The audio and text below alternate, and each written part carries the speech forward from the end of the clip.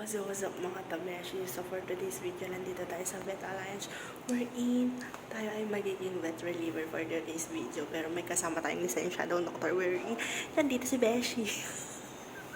Ano? Wait, bawal yung violation. And then, may kasama din kami dito ang vet assistant, si Kuya Emil, kaso nandun sa loob. Diyan sa loob. So yun, nagkaroon na kami ng client kanina wherein medyo nakaka-anxious din konti. Buti na lang open si Dr. before questions.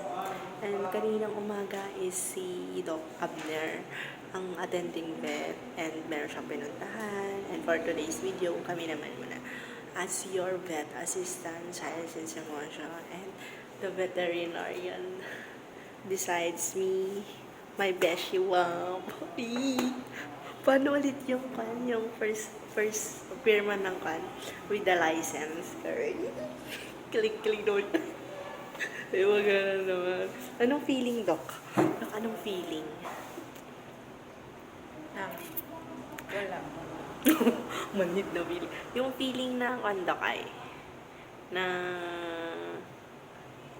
yun, parang first work mo as a veterinarian, but you're on first practice na sinulat mo yung first license number mo. Ganun. Kinakabahan. Okay. Kabado 20 ba yan? Mande, mga 30 lang.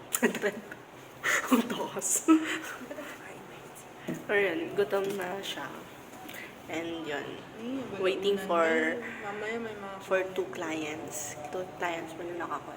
Pero meron pang tatlo. So may tatlo pa kami hinihintay. For waiting kami. Hindi lang thesis ang hinihintay. Hintayin din ng client. So yun. Bye-bye.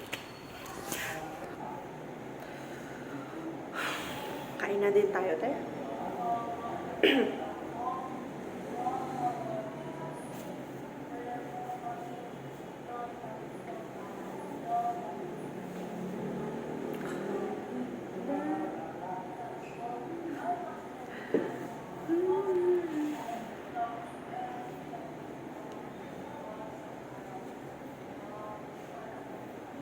Ba't parang kawawa sila?